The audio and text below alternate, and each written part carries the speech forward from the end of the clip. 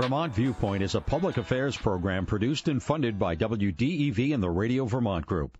We welcome listener feedback. Email your comments to vtviewpoint@radiovermont.com.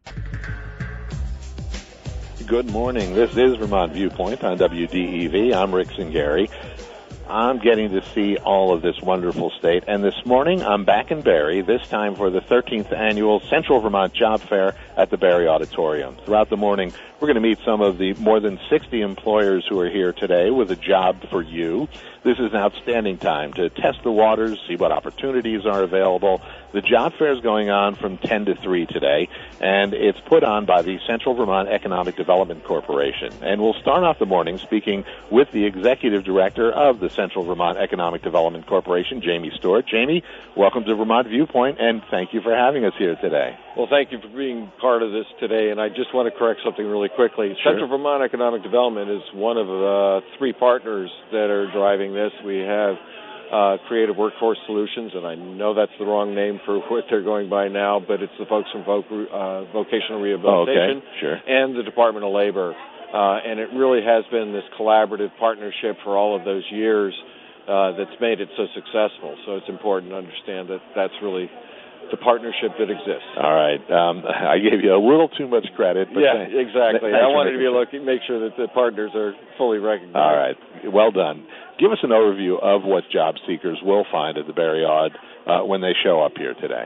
Well, what's really critical is that, we work hard to make sure we have the top employers in the region here, but also good representation of a variety of jobs. So there are certainly the entry-level, lower-skilled jobs. There are summer jobs. There are part-time jobs.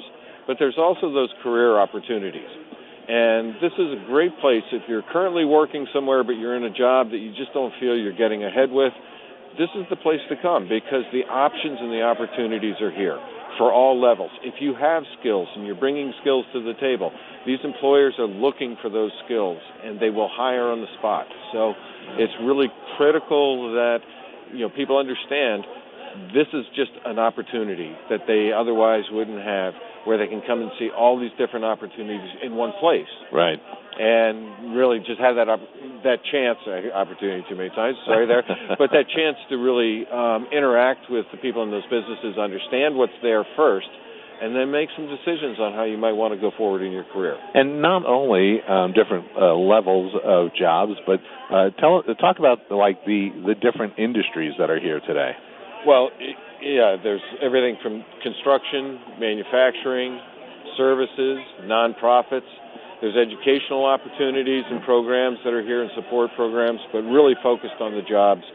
And that's everything from UPS at one end of it to Shaw's on the other. I'm just looking at my list here real quickly that we have a number of different service companies that are here, construction companies that are here, manufacturers like Agrimark Cabot, Darn Tough, Vermont Creamery, who have wonderful career opportunities open and available today. Yeah, and we'll be talking to a number of them. I don't want to single out any, but Shaw's has got some great little goodies on their table as well, so that's worth stopping by when you have an opportunity, too, this morning. We've heard a lot about staffing shortages around the state and the country. Have the businesses that you work with seen any of that abating at all lately? No, quite to the contrary, because a lot of people are pointing to the pandemic as being the cause of a lot of that, and certainly that's exacerbated what was already an issue that we had, because if you remember, prior to the pandemic, we were running about 2.5% unemployment, which is, by all economist measures, full employment. Right. So there was a shortage of people then. There was a high demand for the people with growth that was happening. And then on top of that, the real problem is the baby boomers, of which I am absolutely, clearly, strongly in that with you. Party. Yep. And the reality is the number of us that are retiring, you're seeing different sectors, different industries, where a third of their workforce is going to be retiring in the next 5 to 8 years. Wow. But to me, that's really created an amazing opportunity for young people coming into the workforce now.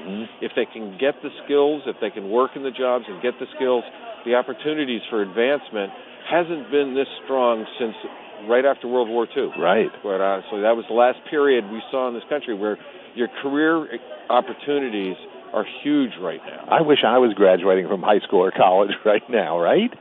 You're writing your own ticket. Yeah. You can go and talk to employers, and they will pay for. If you're finishing high school and you're looking to go to college but not sure how to pay for it, we have companies here that provide full reimbursement for college education for the workforce. So you can work, earn, and go to school at no cost. What exactly happens at a job fair? You know, you think you know, but if I was a job seeker, I'm not sure what to do when I come in. Well, most importantly, we really counsel people to try to come in as prepared as they can. If you've got a resume that you've already put together, great. Bring that with you. We have the ability to make additional copies for you here. We have a resource center where we can help with online applications and that type of thing. But come here looking at the opportunities for the jobs. You know, maybe you don't decide today where you go, but you're just able to go out there and see what's out there. But for those that are willing to go the next step, there will be interviews today, companies taking interviews. There will be companies that will be hiring today here at the fair, or at a minimum scheduling a follow-up interview following the fair. So there is a real opportunity at finding a job today here. Jamie, I would imagine it can't hurt your chances if you walk up to a potential employer and, you know, confidently introduce yourself, ask them about their organization, what positions they're looking for, really sell yourself here today. Exactly, and that's the whole point. If you do a little preparation, you know, put on the clean T-shirt, whatever it is, but it's the point of putting in a little bit. We both did. Yes, exactly. But putting in a little bit of an effort can go a long way towards getting you not just a job, but that job that you really will love. Yeah. And you know, that's the hope, is that people can find that place where they'll have their passion for work, because it's a career and it's an opportunity. And really understand, folks, that the companies are going to prepare you for that job. They will provide the training. These companies are all understand that you may be coming in with a background. Maybe you've worked in retail or in services somewhere and you want to look at a potential manufacturing job. Well, that skilled manufacturing job is going to require some training. Those companies are prepared to provide that training to get you to that career place where you can get not only those great wages, but the incredible benefits that come with those jobs. Any idea how many jobs are on offer today among all the people who are we don't have an actual count, but I know with some of the companies that are here, some of the larger ones where they have 50, 100 openings over the next year. Somebody like Darn Tough, who's got their expansion going in Waterbury, plus what they're continuing to fill down in Northfield. But they've got 100 jobs in the next year that they need to fill. So, you know, and again, that's in a variety of different positions throughout their system. And, you know, whether you're an accountant or a mechanic or somebody who's worked with computers, they've got that full expanse of jobs. Every one of those jobs, it's not just a simple point of saying this company does that. They do it all, and they need people to fill those roles. So there's that huge variety, even within the individual organizations, and then collectively, it's what do you want to do? There's a job here you can find. And the manufacturing companies in Vermont are producing high quality, whether it's socks or whatever it might be, right? It's incredible what we have here as far as the manufacturing. It's not a huge manufacturing state, but what we do is of the highest quality. Well, you know, and it's over 10% of the total job count, which is down from what it historically had been, but it's one of the top wage sectors. Interesting. And when you add in the benefit packages that come with it, that's really where they are one of the highest providers of wages and benefits in the state, that much outweigh their actual numbers. But the incredible thing is when you look at who's here. And, you know, I was visiting with a manufacturer down in Williamstown who have a whole corner of a market, not only nationally, but largely internationally, in one product. They're your plastics manufacturer. And, you know, they make the caps that go on those propane tanks. No kidding. And they have a majority share of that business nationally and a large share of the business globally coming out of Williamstown.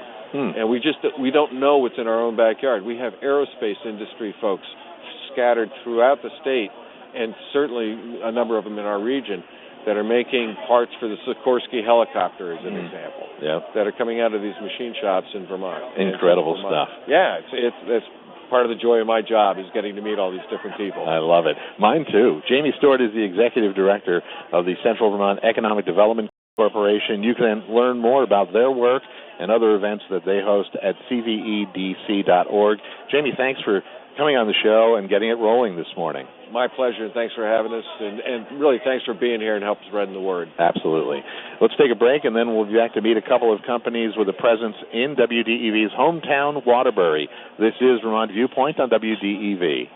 Susan, I'm sorry I'm late. Traffic is terrible. It sure is. But on top of that, gas prices have been skyrocketing. I can't believe how expensive gas has gotten recently. Prices at the pump are up, but I never pay full price for gas anymore. I just use the free Upside app that pays you cash back for every gallon of gas you buy. Wait a minute. Are you saying you actually get paid cash when you buy gas with the Upside app? Yes, I get real cash back every time I buy gas. And does that actually add up to anything? I've made around $200. Wow, that's serious extra cash. I'm downloading the free Upside app now. Download the free Upside app now to earn real cash back every time you buy gas. Use promo code AUTO for a $5 bonus on your first tank. That's promo code AUTO. You can cash out anytime right to your bank account, to PayPal, or an e-gift card for Amazon and other brands. Just download the free Upside app and use promo code AUTO for a $5 bonus on your first tank. That's code AUTO for a $5 bonus. Hello, my name is Eric Haskin, president of Waitsfield and Champlain Valley Telecom. These days, every major service provider relies on the same technology. We know it's customer service that makes a difference, and part of that is just doing whatever we can to make a customer happy. Here's Wendy Aceto.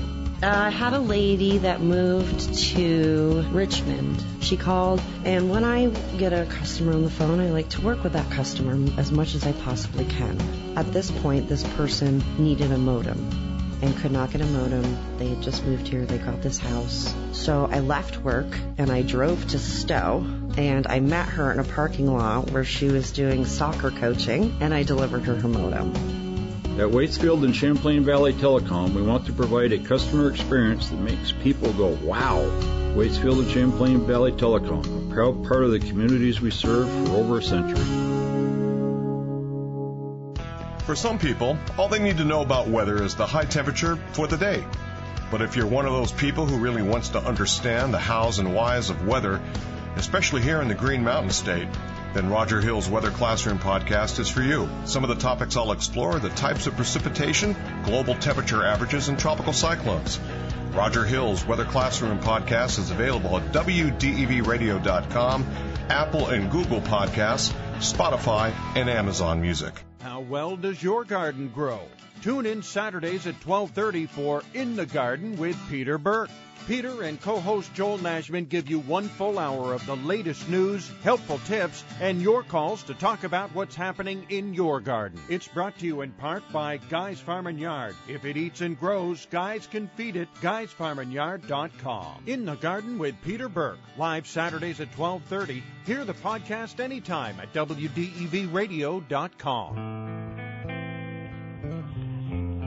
We're back on Vermont Viewpoint and back at the Barre City Auditorium getting ready for the start of the 13th Annual Central Vermont Job Fair, which begins at 10 this morning, finishes at 3 this afternoon.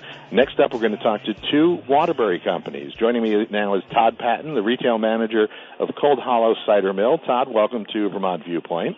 Thank you very much. It's a pleasure to be here today. Oh, great having you. And I'm also joined by Christina Guggenberger from the Human Resources Department at Darn Tough Socks.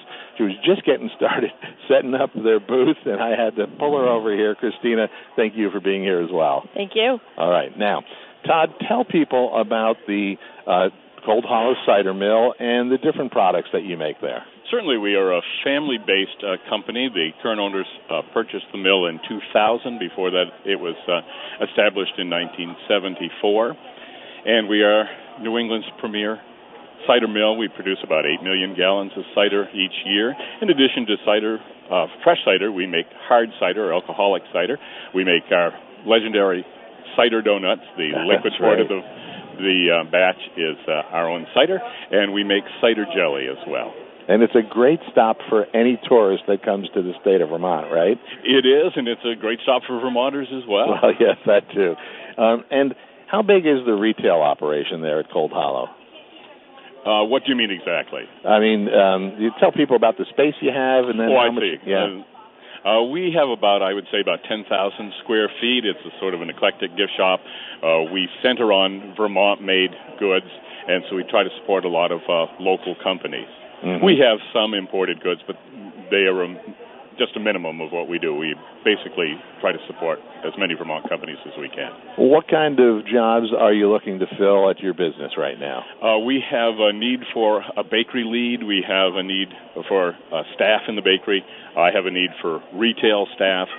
We operate a luncheonette. We serve breakfast and lunch every day, and hard cider, and so we need personnel for counter staff and kitchen staff.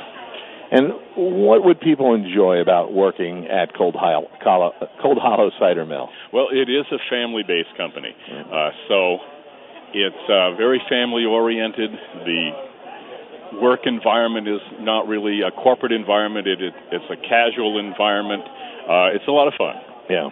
Now let's talk to Christina Guggenberger from Darn Tough Socks. Christina, how has the company expanded in the past year? So we've grown into our building in Waterbury. We are originally in Northfield, been there for about 45 years, but we just expanded into Waterbury. We have 100 new knitting machines in Waterbury, bringing on a lot of new people, and we are currently, our demand is outpacing us. So we are growing, lots and lots of opportunity at Darn Tough. And still with the operation in Northfield as well? Yep, so we have 2 buildings in Northfield, our original mill that's been there since 1978, and our new building, Nantana, which has been operating since 2019. Now, I've got to admit to you that I have some of the prototypes of Darn Tough socks, and I still haven't worn them out, honest to goodness.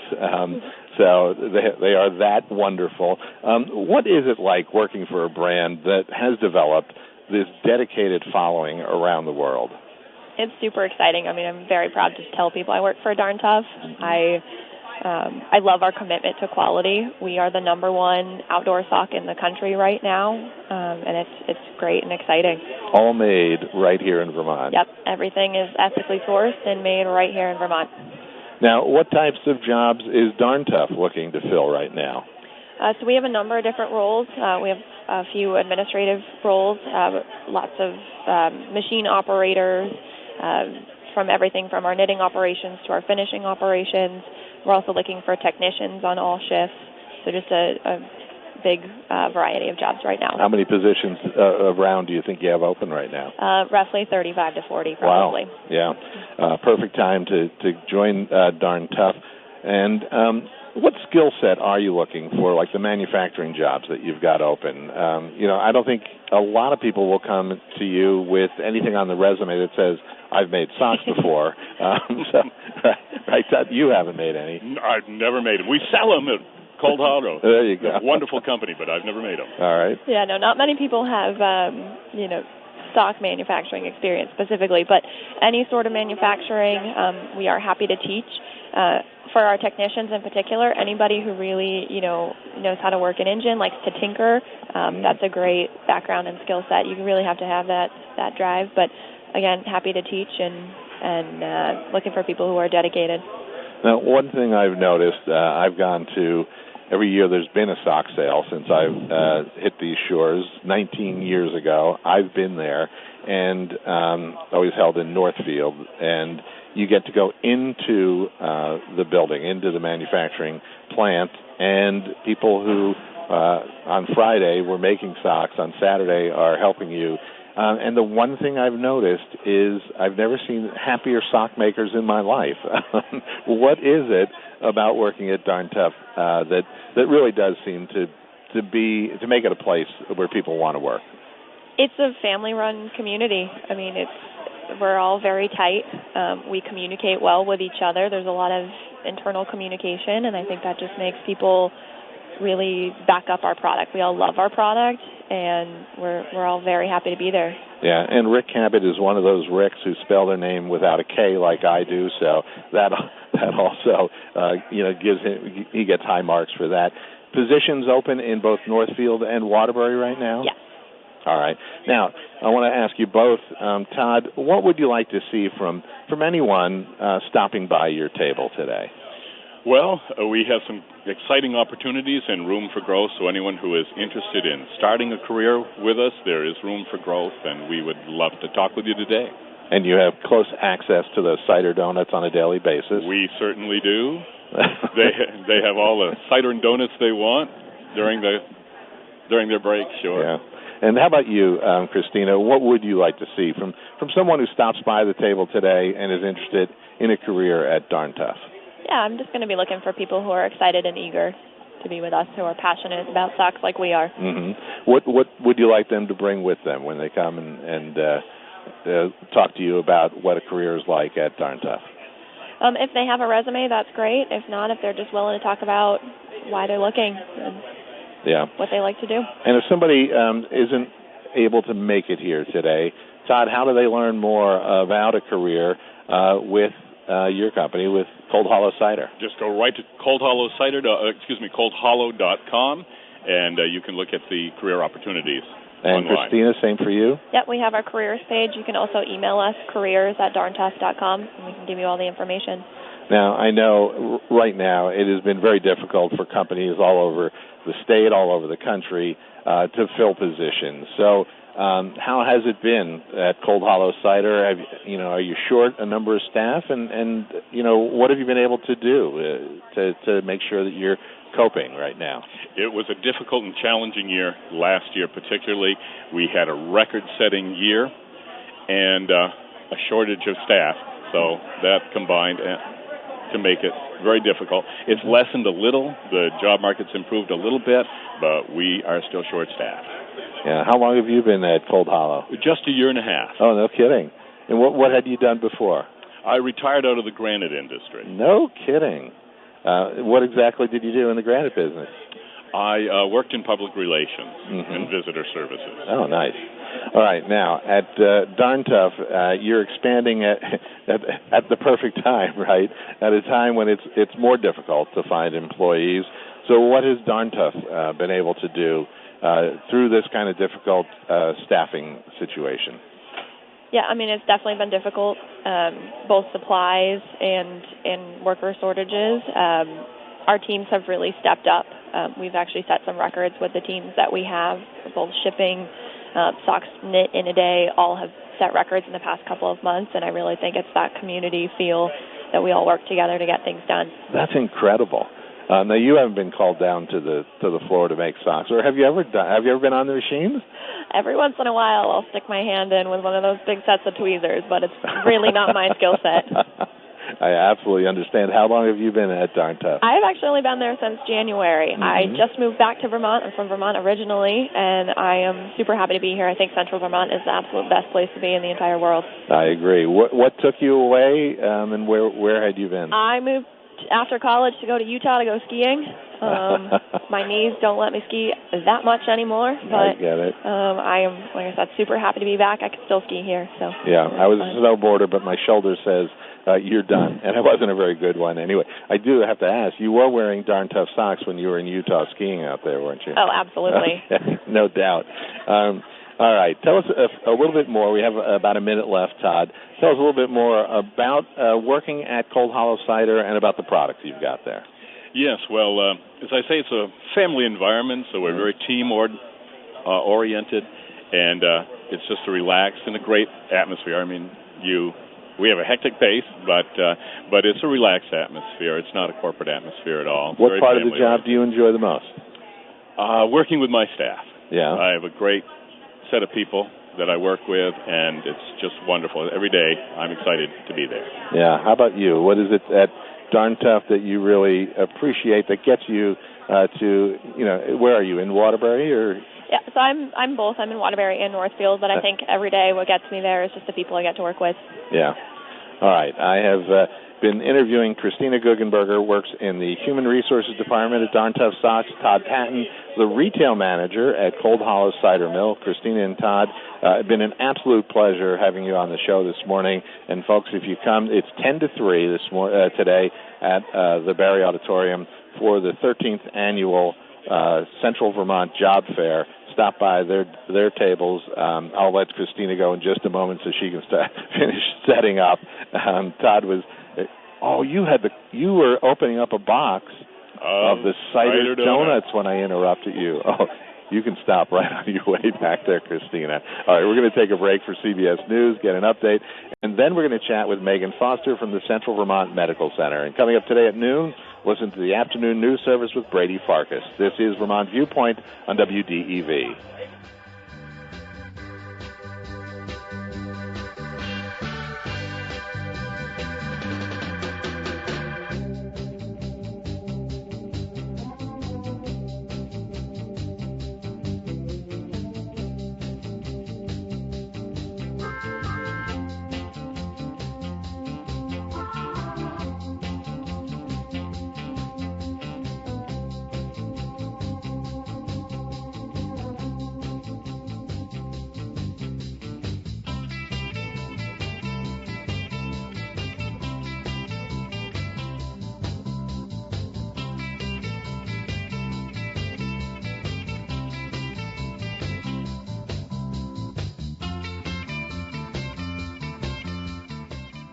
CBS News special report. Treasury Secretary Janet Yellen is taking some of the blame for skyrocketing consumer prices. She tells CNN she didn't expect shocks to the economy that have led to the biggest increases in 40 years. Gas prices continue to lead the way. Drivers are smarting from the national average of $4.67 for a gallon of regular today. In California, it's $6.19. I've been really affected by the gas prices. $100 for this little car. Correspondent Carter Evans is near Los Angeles. Erica Gutierrez's Mexican Heritage Shop in Pasadena, California is just hanging on. How are you surviving? Off my savings. She's struggling with inflation. We now have to pay more for products. We have to pay a lot more for shipping. Are you afraid you might run out of business? Oh, yeah, all the time. CBS News special report. I'm Deborah Rodriguez. The WDEV studio is sponsored by Sticks and Stuff and Swanton Lumber, Vermont's largest independent home center, powered by Marvin Doors and Windows. Go to sticksandstuff.com for store locations and hours. It's a celebration from Grow Compost, and you're invited this Saturday from 8 to 1. Casella will welcome you to their Grow Compost facility on Route 2 between Waterbury and Middlesex. It's a free family event with great products and activities. And Radio Vermont's Tom Beardsley will be there broadcasting live at Grow Compost Celebration event Saturday on Route 2 east of Waterbury. Good gracious, Dale. What is that? I'm getting ready to test my new remote control rotary mower. I call it the Lawninator. Oh, Dale, it doesn't look very safe. Oh, it is. As soon as it loses radio signal from my remote control, it shuts down. Aren't you curious about it, Mary Beth? No. Get this. It's made from the old wheel horse tractor we were going to recycle. I added radio-controlled servos to the steering, throttle, quick shut-off, and more by reclaiming several of the kids' remote control toys. It's pulling a 6-foot wide mower trailer and can turn on a dime. Watch this. Dale! There go the daisies. There go the tulips. Watch out, Fluffy! Well, you missed Fluffy, fortunately. How about what we really do here, Dale? Folks, before I adjust the Lawninator, LaRue Brothers is your one-stop for all vehicle maintenance, especially transmissions. We have the facilities and the expertise. Check us out at LaRueBrothers.com, email us, or call 1-800-420-4330 today. Call LaRue Brothers at 1-800-420-4330. You've heard the saying, you don't know what you don't know. When it comes to digital advertising, what you don't know could be hurting your bottom line. Your trusted advertising partners at the Radio Vermont Group can help you navigate the new advertising landscape. Of course, they know radio, but they can also introduce you to social media advertising, create or update your webpage, make sure your business shows up during web searches, and you'll be better able to single out your customers by putting your ads in front of only qualified prospects. You can even target your advertising to geographic location, demographic, and interest. We can even create videos for you, including drone footage. You've relied on radio for decades. Now let your radio advertising partners guide you into the new digital opportunities. Radio Vermont Group Digital Services. Learn more at rvgdigital.com. Join me, John Batchelor, weeknights at 9 for Eye on the World. I'll offer insight into breaking news, current events, global politics, economics, science, and literature. If you seek to understand the news of our nation, world, and even outer space, tune in weeknights from 9 to 1 for Eye on the World right here on Vermont's news station, WDEV AM and FM, and streaming at WDEVradio.com.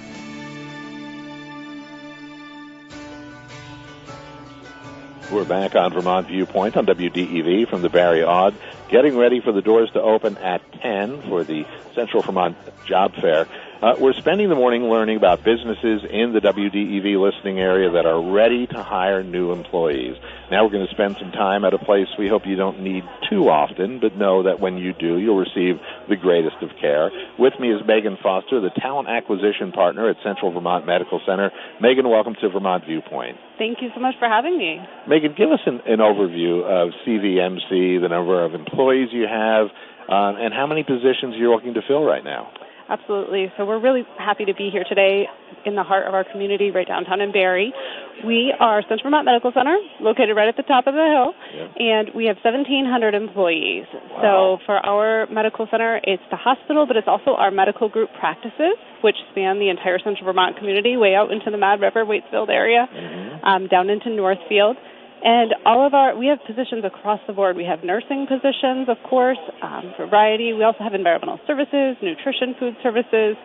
We have at least 150 to 200 openings across the board. And so depending if people are looking for part-time, on-call, which is called per diem, full-time, looking for something that, depending on what schedules you need, we have a lot of options. So to make sure that the work-life balance, accommodating for childcare, all the things to be able to help find the right match in a place that's close and local to where you live. Megan, there's no doubt that this pandemic has caused a lot of stress for anyone in the medical field. So how have things been at CVMC since the worst of the pandemic has kind of ebbed? So the pandemic continues on, as we all know. It is still here. That's why I said the worst. The worst. So we, at CVMC, it's been quite a ride to be part of this team for the past 2.5 years now, just under, to be able to be part of the team that's able to deliver that care. Now, I'm not hands-on patient care, and I just want to qualify that, but my colleagues who are able to do that and to be able to see them work together, to be able to deliver that and to serve our local community has been really something that's indescribable, and to be able to be part of the vaccine clinic team, to be able to help, and all of us who aren't patient care directly have been able to do that, and so to be able to have that beyond what your day job is. So I primarily focus on workforce development, training programs, and helping to train people to help do patient care, and so that's being able to kind of tap in and assist in some of those has been really quite amazing to be part of this team, and I'm so proud to be part of the team and proud of my colleagues for all the care that they've been delivering. Well, let's talk about the training program. I think it's called the Career Pathways Program. Tell us about that. So at Central Vermont Medical Center, in the past about 5 years, we've really started to hone in on what we're calling our Career Pathways Program. Check out our website. We have a whole section. And what started with a focus in nursing has started to expand to other areas, inclusive of pharmacy technicians. We're starting a surgical technician program. Some are specific to Central Vermont Medical Center, some training programs. Some are part of the UVM Health Network. So we are an affiliate of 6 partner hospitals across Vermont and northern New York. Right. And so depending on the program, there may be students from other affiliates. So we literally hire people full-time to come on. We will train you on the job. If it involves classes, nursing classes, or pharmacy technician, we partner with Community College of Vermont, Vermont Technical College. We literally will cover the tuition, the payment, the fees for that. We will pay you to go to school so that you can get the training you need so you can start to deliver the patient care. And we do it on site. We have a classroom on site at Central Vermont Medical Center right down on the Barre Montpelier Road, so it's very local.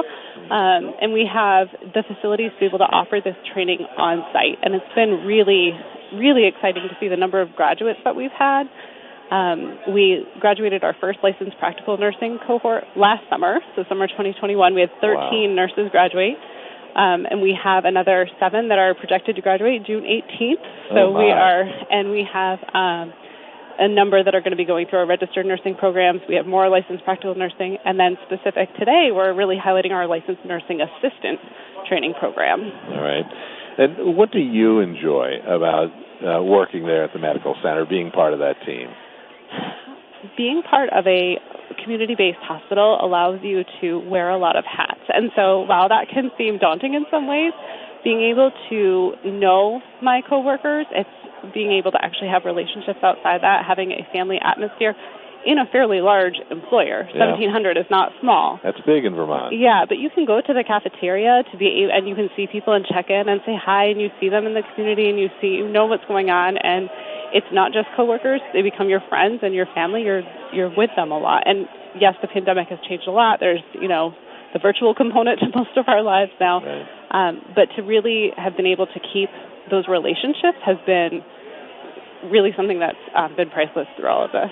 And I do have to admit that when Megan sat down, she had to remove 5 hats to be able to put on the headset that she's wearing to join us on this show. So well done, Megan. How does being part of the UVM Healthcare, how has that changed, things at Central Vermont? So it's changed. It's actually been able to allow us to expand our offerings to patients. So last fall, November 21, we actually rolled out an electronic health record that connects the hospital. So it's called Epic, and if you have been a recent patient there, you probably know, and things look different. But what it does is it allows you to, if you go to Express Care down on the Barre Montpelier Road, but you happen to see a UVM Medical Center provider, you're not having separated records anymore and repeating. It's continuity. So the patient care has been able to do that. So that's on the patient side. And then as far as the network side for employment, I was referencing some of those training programs. We're now able to leverage being able to work with our partner hospitals and offer programs where if I don't need 50 of a certain physician, but I do need several of them. We're a smaller hospital than UVM Medical Center, and Porter Medical Center in Middlebury is even smaller than CVMC. Right. We can actually join forces and still offer a class, leverage virtual technology, and be able to offer it, and so that all of the hospitals are able to gain and pull that together. Yeah. Megan, who would be a good fit for a position at CVMC? Someone who is ready to work, ready to be able to get on the floor, boots on the ground, likes to wear a lot of hats to be able, it keeps things interesting. And so I keep coming back to that because it's not a place where you get siloed and you're able to have a lot of opportunity. There's someone who's looking for career growth, someone who's able to look ahead, ready to serve the community, work with colleagues, who is ready to serve our residents at our long-term care facility, and just understands that we're serving family members of our friends that are outside of here. We're serving our local community and recognizing that. And what would you like to see from someone who stops by your table today? Someone who's eager, someone who is ready to work, that is prepared, knows what it means to go to work on time, having those pieces to be able to be punctual, but someone to just come in and have a friendly face. We'll have a conversation. We have several of us here representing today for CVMC. Kayla from Woodridge Rehabilitation Nursing.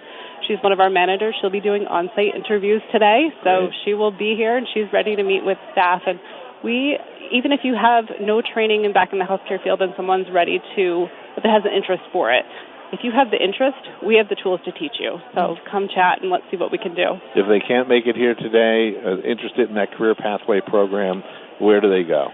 www.cvmc.org. So we have a whole section on our careers page. So current job openings, but also if you don't see something that you quite qualify for yet, check out the career pathways page. My contact information is there. My colleagues' contact information is there. We would love to have a conversation with you, sit down, share with you what we have, and see what matches we can find. Excellent. Megan Foster is the Talent Acquisition Partner at Central Vermont Medical Center. And again, you can learn more at cvmc.org. Megan, thanks so much for spending time with us this morning. Thank you so much. All right. We're going to take a break and then return to speak with representatives from the Department of Corrections and the Vermont State Dental Society. This is Vermont Viewpoint on WDEV. WDEV at 90 is brought to you in part by New England Municipal Resource Center, NEMRIC, with a belief that local businesses like WDEV build strong communities. You don't get to be the league's all-time leading rusher without feeling some pain. Pro football legend Emmitt Smith knows joint pain, and he also knows the old treatments aren't the only treatments. Today, there's a natural alternative to drugs and surgery. It's biologic therapies from QC Kinetics. I'm talking regenerative solutions that encourage your body to heal and repair itself. Do you have pain in your hips, knees, shoulder, lower back? Want to get your life back? The local medical professionals at QC Kinetics can help. Call to learn more about this exciting natural way to deal with chronic joint pain. Don't put it off. Call QC Kinetics. Restorative regenerative solutions with no downtime and lasting results. Don't let your joint pain keep you from doing the things you love. There's a new natural solution that patients are raving about. QC Kinetics. Make the call to QC Kinetics. Tell them Emmitt Smith sent you. Call QC Kinetics. 802-PAINLESS. That's 802-PAINLESS. QC Kinetics. 802-PAINLESS. That's 802-PAINLESS. Treatments are not yet FDA approved. WDEV is positively thrilled to take part in this year's Central Vermont Humane Society's Walk for the Animals. Join other humans and their furry friends Saturday, June 11th at 9:30 on the State House lawn. From there, we'll parade through Montpelier. Prizes will be awarded for Best Doggy Costume and Best Doggy Trick. Media support for the Walk for the Animals is brought to you in part by Curtis Lumber. There's a Curtis Lumber near you. Find out where at curtislumber.com. Ladder One Grill. Steaks, burgers, brick oven pizzas, calzones, pasta, seafood, and more in downtown Barre. And VDM Law. Vermont attorneys serving the community since 1977. The Central Vermont Humane Society's Walk for the Animals, Saturday, June 11th at 9:30 on the State House lawn. See you there. How well does your garden grow? Tune in Saturdays at 12:30 for In the Garden with Peter Burke. Peter and co-host Joel Nashman give you one full hour of the latest news, helpful tips, and your calls to talk about what's happening in your garden. It's brought to you in part by Guy's Farm and Yard. If it eats and grows, Guys can feed it. GuysFarmandYard.com. In the Garden with Peter Burke. Live Saturdays at 12:30. Hear the podcast anytime at WDEVradio.com. Coming up today at 5:30 on the Brady Farkas Show, Red Sox and Reds played game one of their series last night at Fenway. We'll talk about how that went. You'll hear from Red Sox insider Tom Caron of Nesson. Does he think that this team can get back into the race after the disappointing weekend against the Orioles? We'll also check in with Freddie Coleman of ESPN Radio. What does he think and his early thoughts about the Celtics and Warriors in the NBA Finals, which begins on Thursday? Brady Farkas Show coming up today at 5:30 right here on WDEV AM and FM.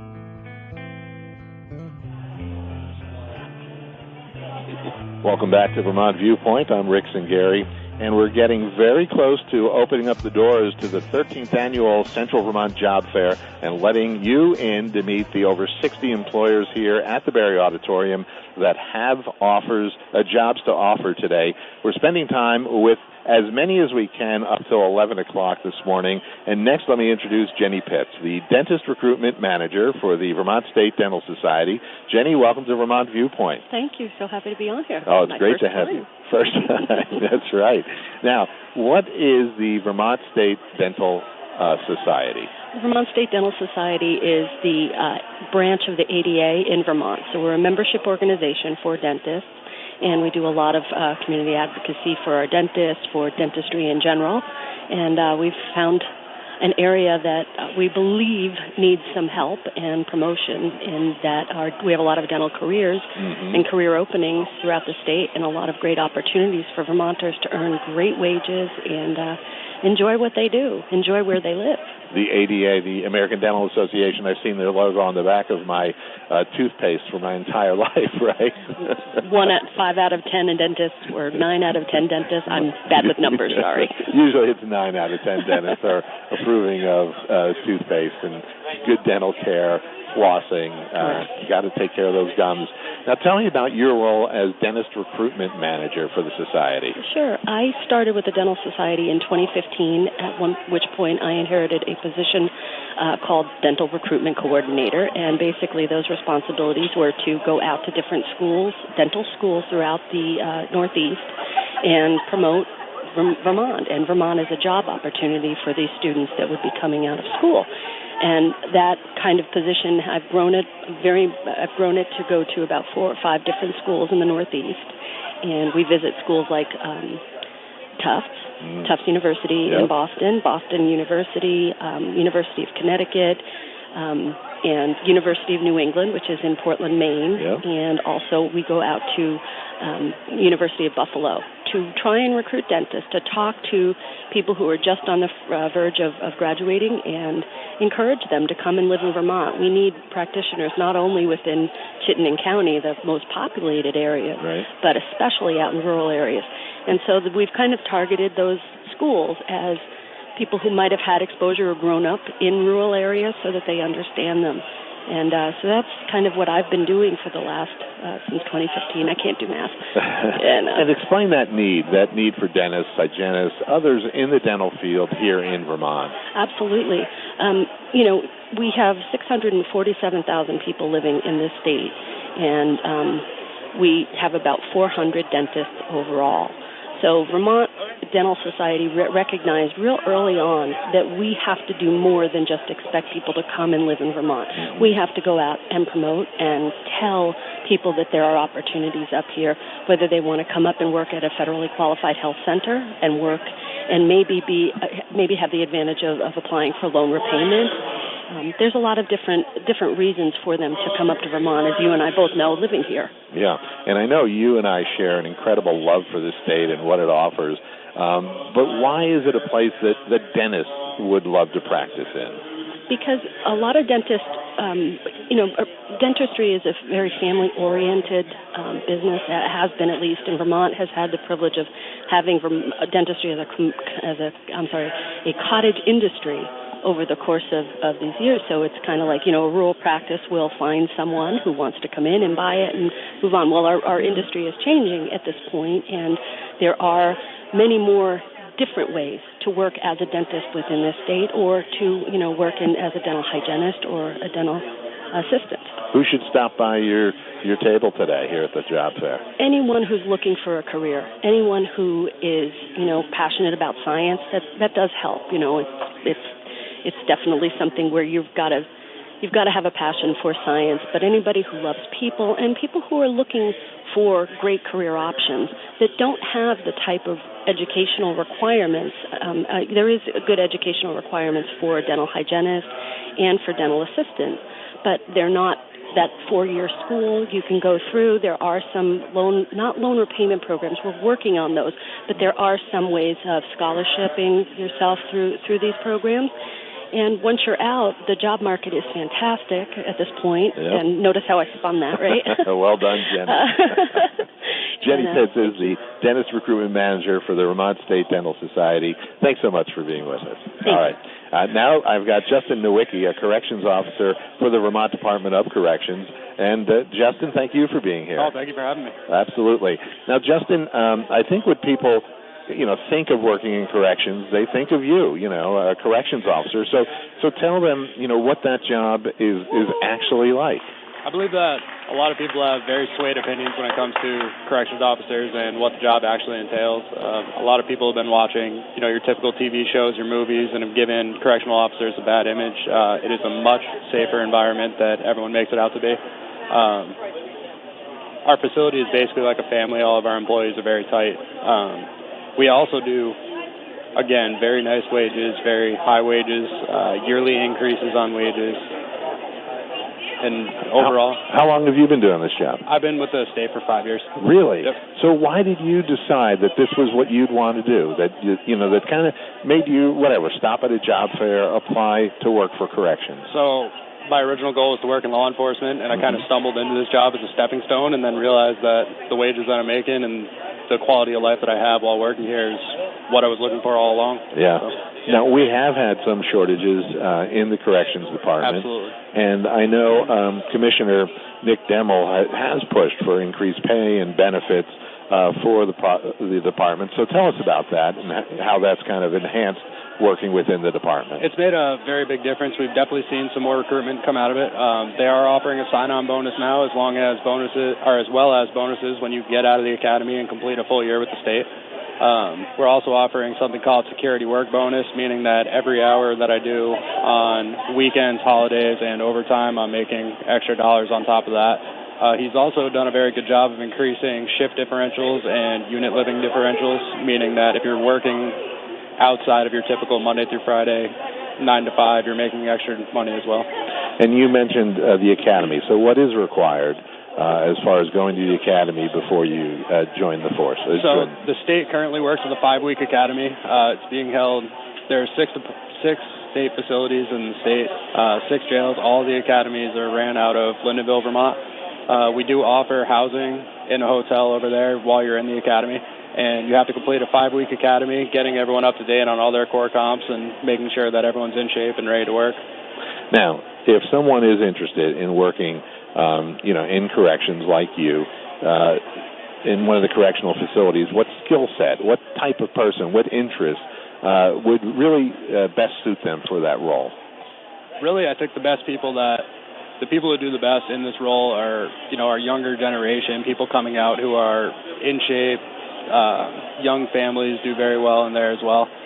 But we really have people from all over the board, every age set, every gender, who thrive in this facility. So, where are the facilities around the state right now geographically? I know we have one in Chittenden County, up in St. J, maybe, up in Newport. Yep, we do have. So there's 6 facilities. Chittenden County is the female facility for the state. All females get transferred to Chittenden. We also have a facility in Newport and Northwest St. Albans, one in Marble Valley, one in Springfield, Vermont, and then St. Johnsbury. All right.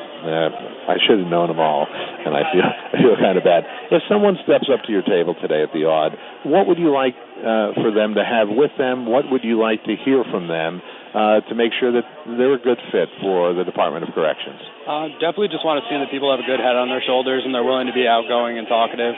We definitely need people who are able to communicate, and that's one of the biggest things we're looking for when it comes to employees in corrections. Yeah, and you talked about the misconceptions. I'm sure you've heard it from your friends, who... Every day. So explain again the difference between what's perceived and what your job is like on a daily basis. So Vermont is the most hands-on department in the United States. We spend the most time face-to-face with incarcerated individuals.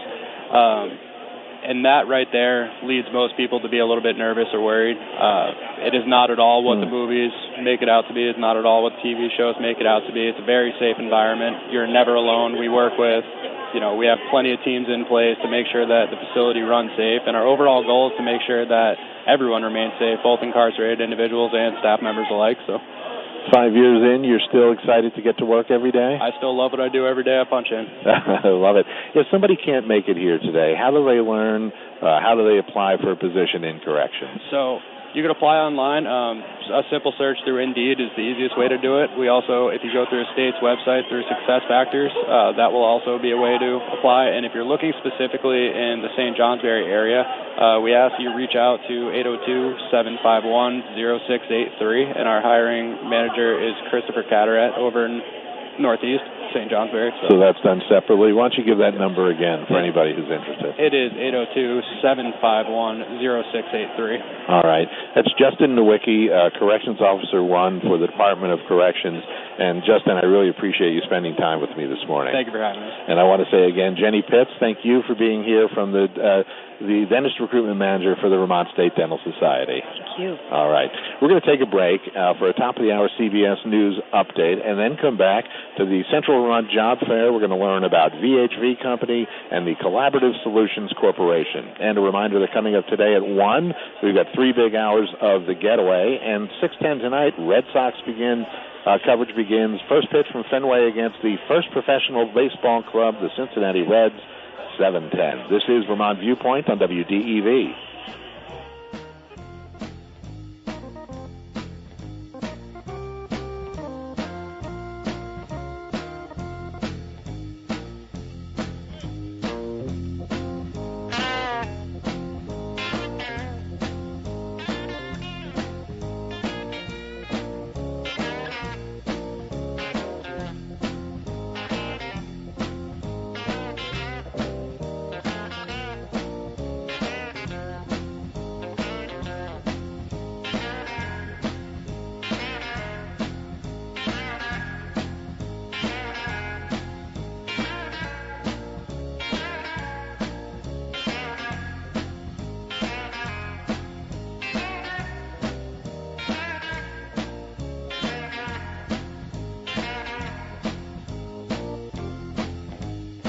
This is WDEV, Vermont's news station, owned and operated by the Radio Vermont Group. From the top of Sugarbush, 96.1 FM, WDEV Warren and Waitsfield, 96.5 W243 Barre, 98.3 W252 CU Montpelier, along with our founding station, AM 550 WDEV Waterbury Montpelier, streaming at WDEVradio.com. 90 years of serving Vermont, the friendly pioneer, WDEV. This is CBS News on the Hour, presented by Indeed.com. I'm Deborah Rodriguez. Americans are grappling with the biggest price hikes in 40 years, and it's driving up the cost of everything from food to gas. California Congressman Adam Schiff says some of it is plain old price gouging. This is not all supply chain problems. This is not all war in Ukraine. This is a lot of oil companies enriching themselves at a time when the public is really vulnerable. I'm Jim Crisula along Interstate 85 in Gibsonville, North Carolina. AAA says a gallon of regular gas is averaging a new record high, $4.67. Retiree George Gates. When we think about visiting our grandkids several states away, we got to look at how many gallons of gas is that going to take and what's that going to add to the cost of the trip. Like millions of others, Gates is consolidating errands as much as possible to save on gas. They're putting away hoses and sprinklers in parts of California where new water restrictions kick in today in response to severe drought conditions. This man in L.A. is ready to go brown. To me, there's more important things in the world to worry about than a nice lawn. The Biden administration has agreed to send the most powerful weapons to Ukraine since the war began. They'll arrive as Russia closes in on one of the largest cities in the eastern Donbass region. CBS's Bo Erickson. Senior administration officials said this latest security delivery will include high-mobility artillery rocket systems, which will enable Ukrainians to more precisely strike key targets from a greater distance inside Ukraine and to help Ukrainians repel Russian advances. There will be more funerals today and in the days and weeks ahead for the victims of last week's school shooting at an elementary school in Uvalde, Texas. Arkansas ranks 5th in firearms deaths for kids under 17.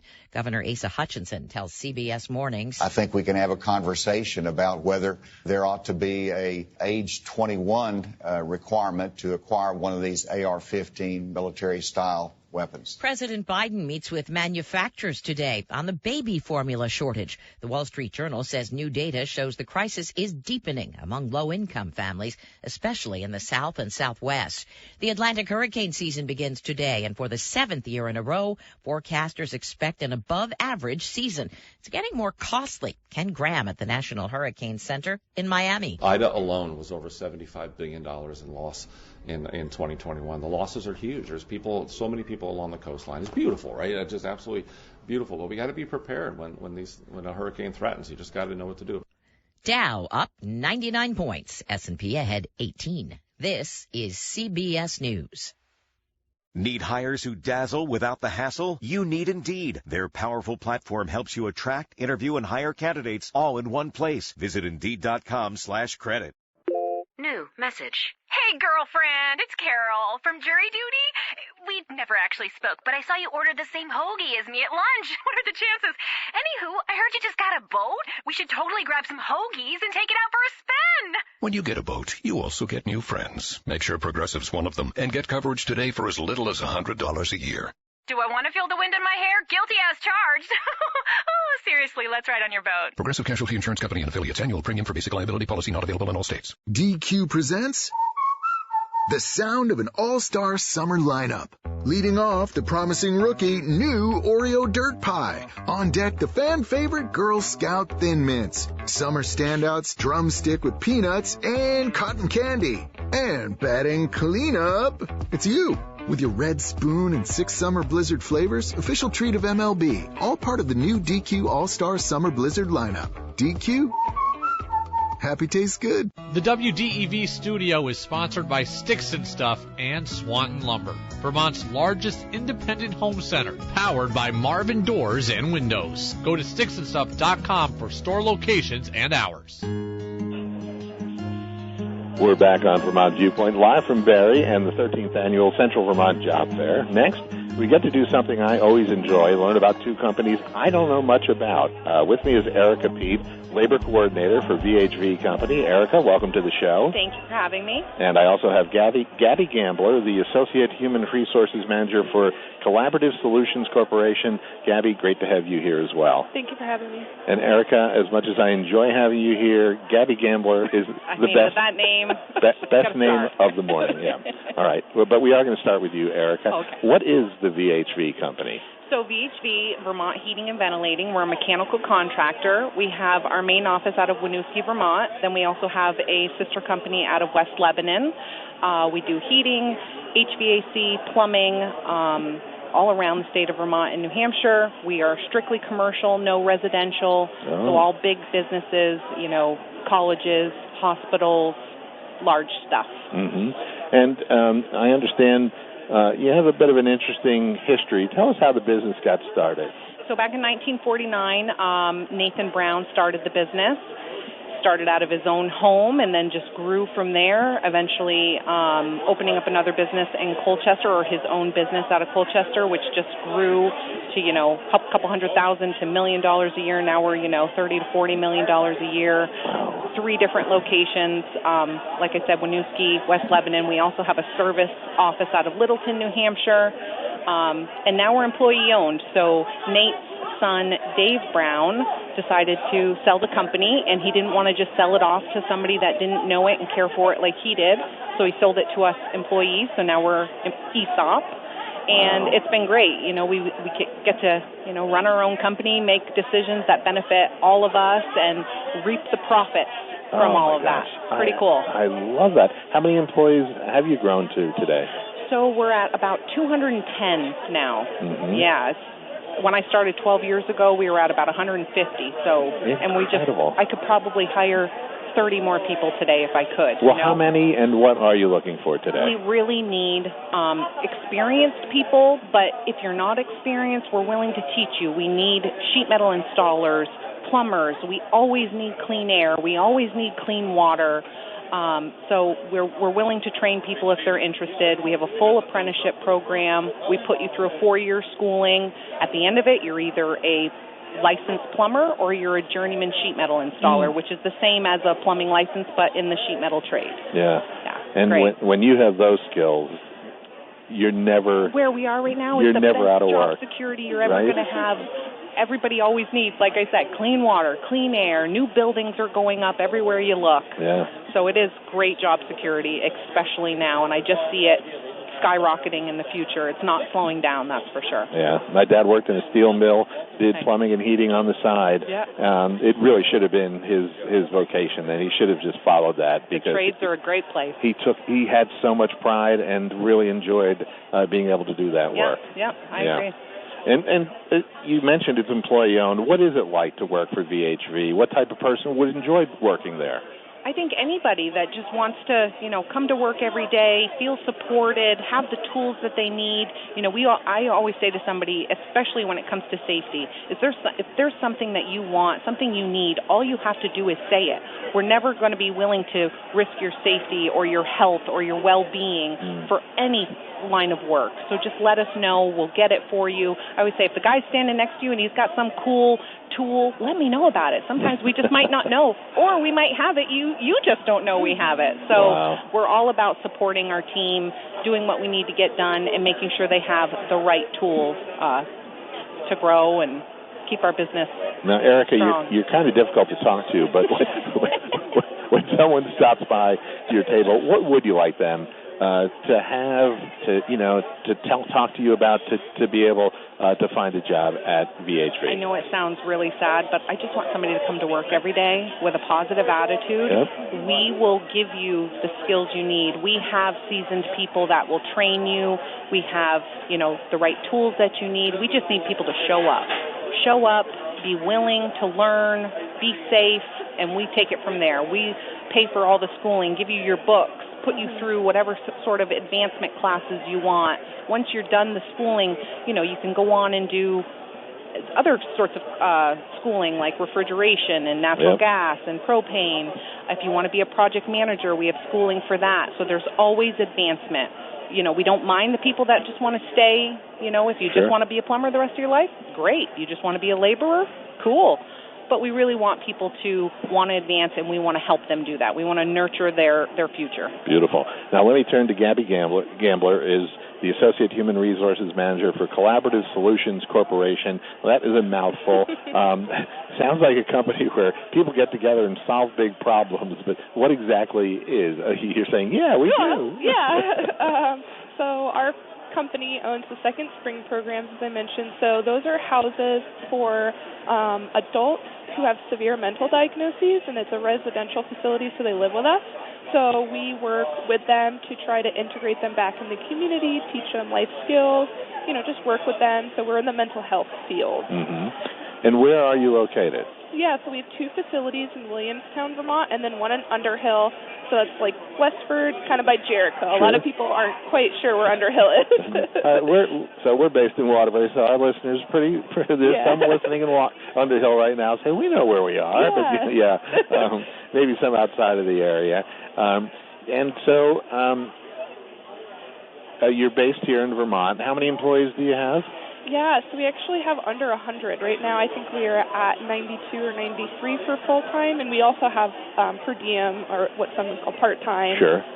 So we allow kind of a flexibility of schedules, and to your next kind of question of experience, we are really open to teaching anyone who wants to help people. The mental health field needs people who are compassionate, who want to be in it, and a lot of people don't always have experience, or they have lived experience. Right. And we view that as important because it's really common, and people, unfortunately, with the pandemic, a lot of people are seeing that. It's becoming a little less not talked about, and so that's kind of what we try to focus on, and with the free facilities, we're hoping, to continue to grow and support that population. What are the jobs you're looking to fill today here at the job fair? Yeah, so we have recovery support specialists, so it's similar to like direct care staff. We also have nurses, always looking for nurses. Mm-hmm. We have a clinical manager position, so that just helps supervise some of our staff, and we have different career tracks for the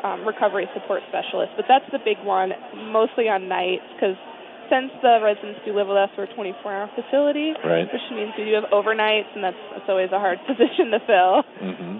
And when someone shows up here today, will you be interviewing them? I would love to, yeah. They got the time. Yeah, I can. Both of you are ready. Yeah, definitely. We do like a little pre-screen phone call to make sure people, know what we kind of focus on. We let them know you don't have to have experience, but we do understand, the field's not for everyone, so we try to talk them through it. Yeah.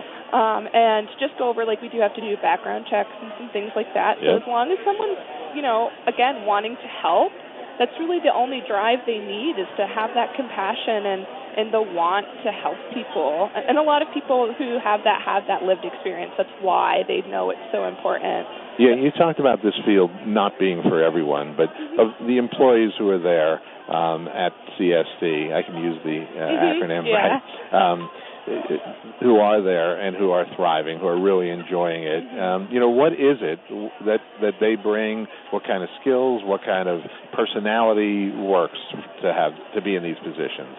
A range, actually. We don't want just one, because our residents, our people, they're never going to be the same as another. So we like that diversity of being able to give our residents someone to connect with. So we don't want someone who is going, by the books, the same thing every time. We have a gardening club, we make jewelry, we have animals. We want this diversity that also gives our residents understanding that there's more out there. You can pick any of these hobbies, you can thrive, you can find fulfillment.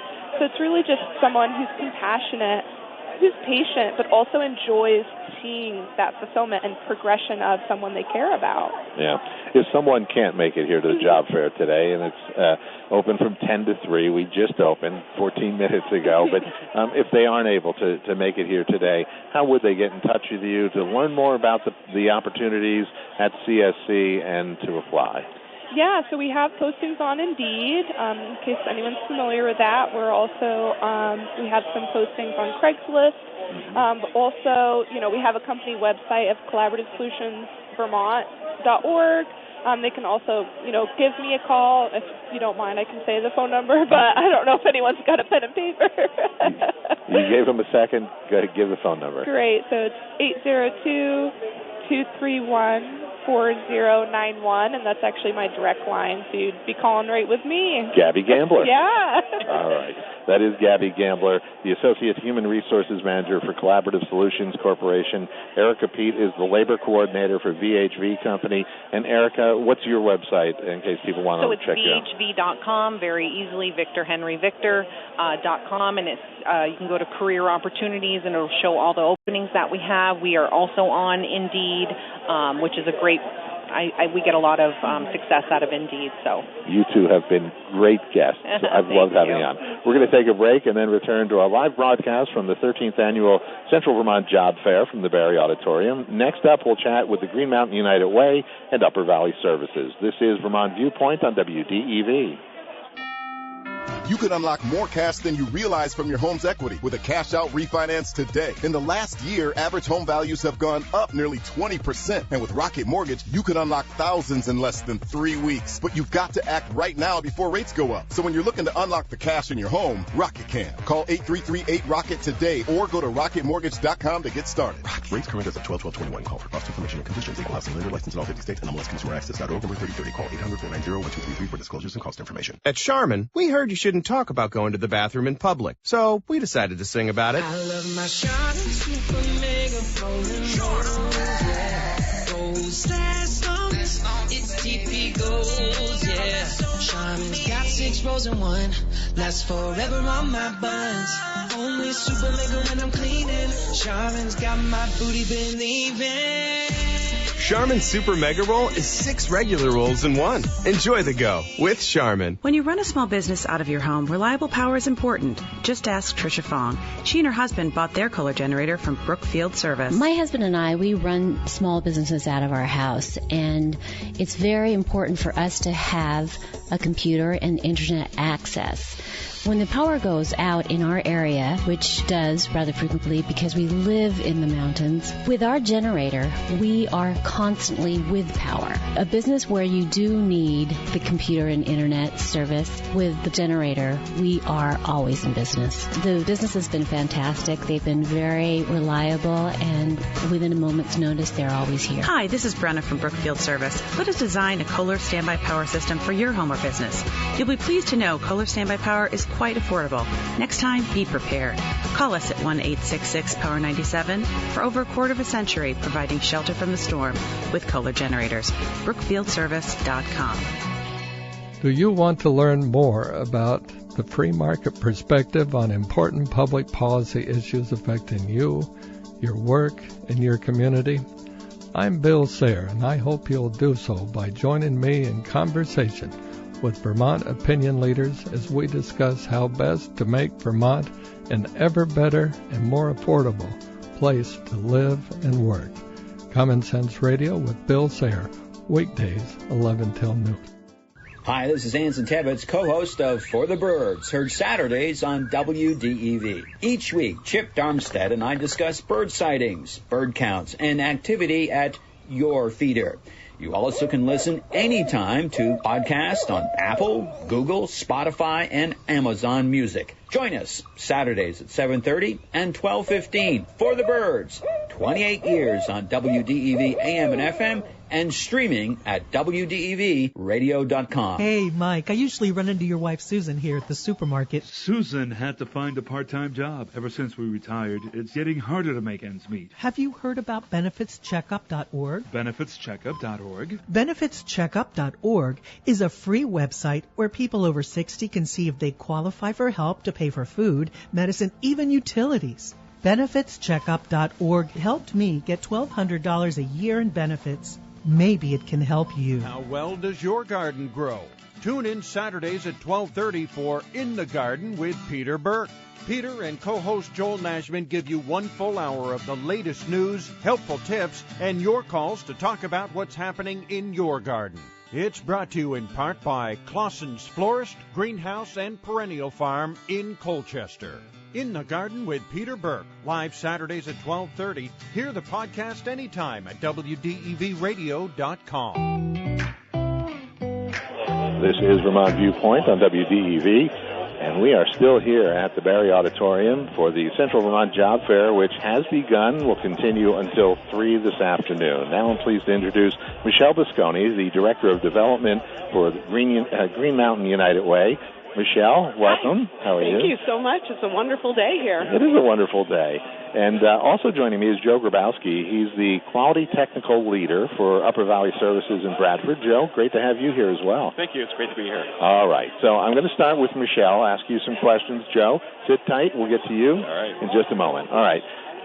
Give us that 10,000-foot view, Michelle, of how United Way benefits so many worthy causes and organizations in our community. Absolutely. One of the really great things about this United Way, the Green Mountain United Way, is that we partner with so many of the people who are here at the job fair, so many organizations in the community. One of the biggest things we do is a program called Working Bridges. Working Bridges provides gap assistance, basically, to people who are already working in our community, people who are already essential to our community.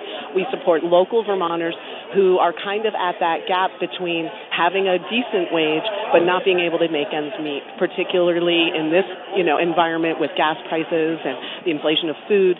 A lot of our workers who work 1-2 jobs for a lot of our local companies still can't quite make ends meet for snow tires and heating oil and all of those things. So we go to the sites.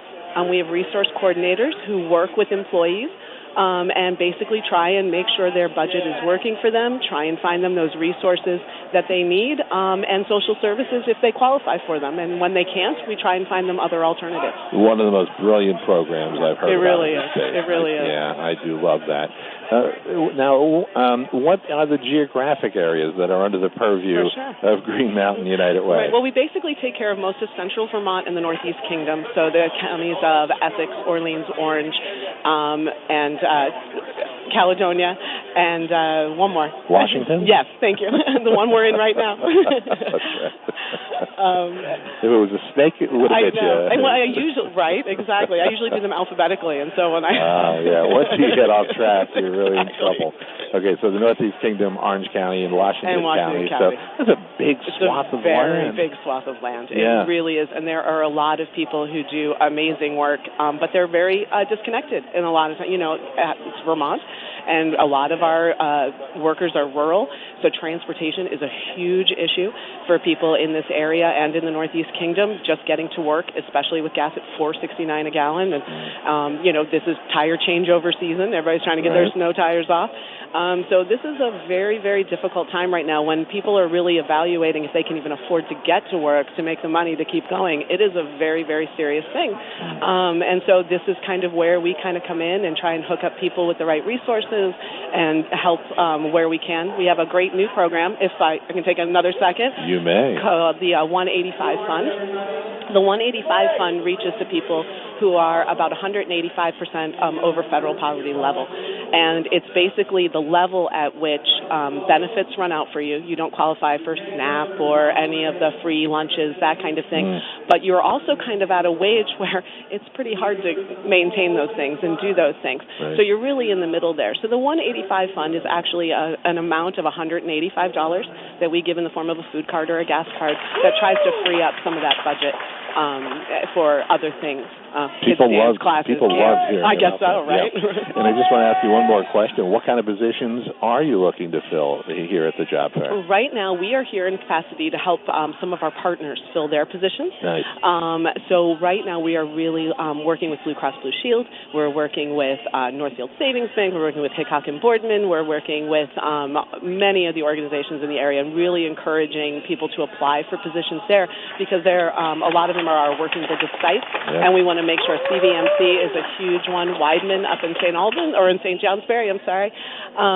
So all of those places are looking for people, and we're trying to encourage them to work for those Working Bridges sites. Fantastic. Okay, that is Michelle Biskowski, and she is from Green Mountain United Way. Now let's turn to Joe Grabowski, the Quality Technical Leader of Upper Valley Services in Bradford. Joe, what exactly is Upper Valley Services? All right. The state of Vermont each county has a designated agency to serve people Vermonters with intellectual and just developmental disabilities. Yep. So Upper Valley Services serves Orange County.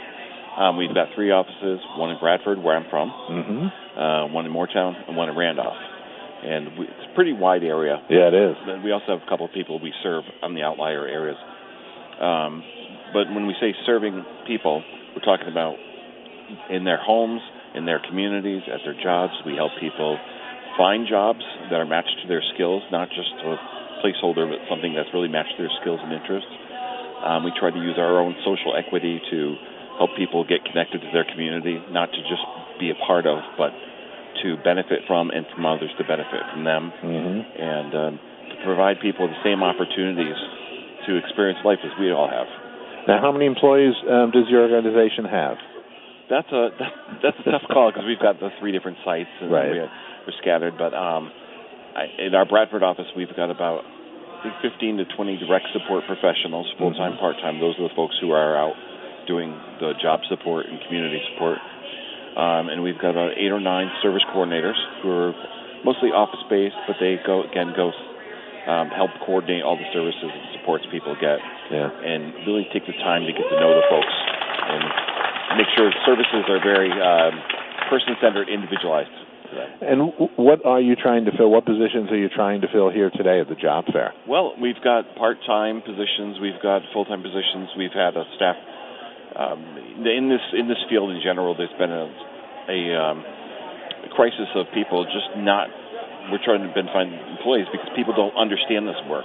Because when it's done well, it's invisible. When you see people out with somebody, you're not thinking, well, there's a person and their worker. If you're thinking anything at all, maybe you're thinking there's 2 friends, there's somebody. So the only time it gets any usually attention is if there's anything negative press about it. So we're trying to raise awareness about what we do for services and why it's a great job. I've worked with Upper Valley Services for 9 years, but I've worked in this field for my entire life. Yeah. I was a shared living provider for 22 years for an intellectually disabled man in New Hampshire and worked in group homes, and it's very rewarding work. It's got to be difficult. So explain the challenges and explain the rewards. The challenges are, for one, is really trying to make sure people are valued in the community, that they're seen for who they are, not just as a person with a disability, but as a valuable contributing member of society that's got their own strengths and things to bring to the table. And I come from an era where people had been in institutions, and so I remember in the early days, the general reception of the community was those people shouldn't be out here. Sure. They should be in the Vermont and New Hampshire's come a long, long way to that acceptance, but we look to try to make it as natural and organic as possible. And what type of person would enjoy this work, would enjoy working with Upper Valley Services? Well, that's the thing. Is one of the misnomers we have, misunderstandings sometimes people have is they think they need a degree to do this work. They think that they need certain experience in nursing or healthcare. And really, the only real requirements is you have to have a car, a license, high school diploma. But really, the big thing is a passion for helping others and making the lives of others better. I like to compare it to when you move into a new community and you don't know the area at all. You don't know anyone, or you start a new job, and somebody comes alongside you and they start kind of getting to know you, and they introduce you to people and help you find what's where and what you might be interested in, and help you figure out how to get there, so that you can then figure out where your place is in the community. So I look at our roles as coming alongside people to help bridge that gap to the community. When somebody shows up at your table today here at the job fair, what do you want to hear from them? What would you like, for them to tell you about themselves that would make them a fit for Upper Valley Services? I look for people who are just wanting to make a difference in the lives of others, who are others-centered. They're there for themselves today because they want a job, but they want a job that's going to, at the end of the day, they're going to feel like they made a difference. They contributed instead of just punched out and can be replaceable. We want, even if they get to point in life where they move on or whatever, just feel like their work was not in vain it made a difference in somebody's life. We've got a minute left. Michelle, you're familiar with Upper Valley Services. I actually am. So give us a kind of an outsider view. I kind of wanted to say something because I kind of fell into this particular work by marrying into it. And let me just say that I have now worked with a person who lives in our house full-time. 24/7 we take care of him. He's developmentally disabled. He has a number of challenges that are physical and mental or emotional as well. And it's fantastic. He's a part of our family. My kids have really grown to love him. We do a lot of things with him. He came to the wedding recently, and he's really a part of our family. He lives in a separate apartment attached to our house, but he's taken care of all the time, and we love him to death, and he's just a part of the group. So I absolutely encourage it. For me, as a mother of 8 children, the adaptation was very, very easy to taking care of him, but it's really anybody who just enjoys taking care of a person and hanging out with them. I seriously encourage them to do it. It's one of the best jobs.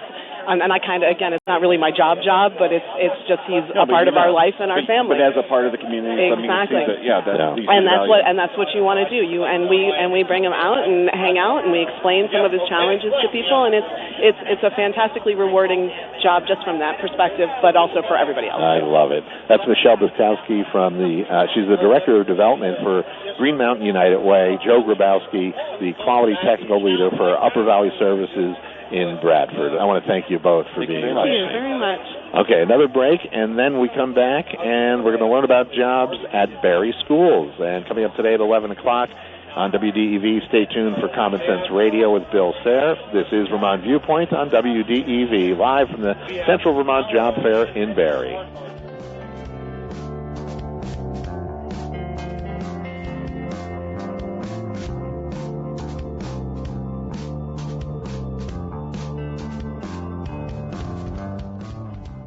CBS News special report. Americans are digging even deeper today to pay for a gallon of gas. The national average is up a nickel from yesterday to $4.67. Drivers in California shelling out $6.19. Fill the tank there, and it's downright painful. It's about $120. Taking all the money from me and my kids. $60. I used to put $20. Now I put $60. Hits the bank pretty hard. Consumer prices jumped 8.3% last month compared to a year ago. Correspondent Carter Evans is near L.A. Nationally, 85% of small businesses experienced financial challenges in the last year. And right now, optimism among those owners is at its lowest level in nearly 50 years. This was a bike shop. Pasadena Chamber of Commerce President Paul Little says the city's lost about 15% of its businesses since the pandemic began. Just released numbers from the Bureau of Labor Statistics show job openings remain near record highs. CBS News special report, Deborah Rodriguez.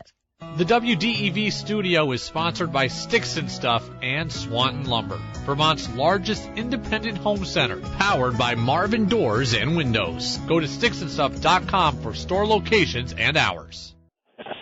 It's a Soilabration event from Grow Compost, and you're invited this Saturday from 8 to 1.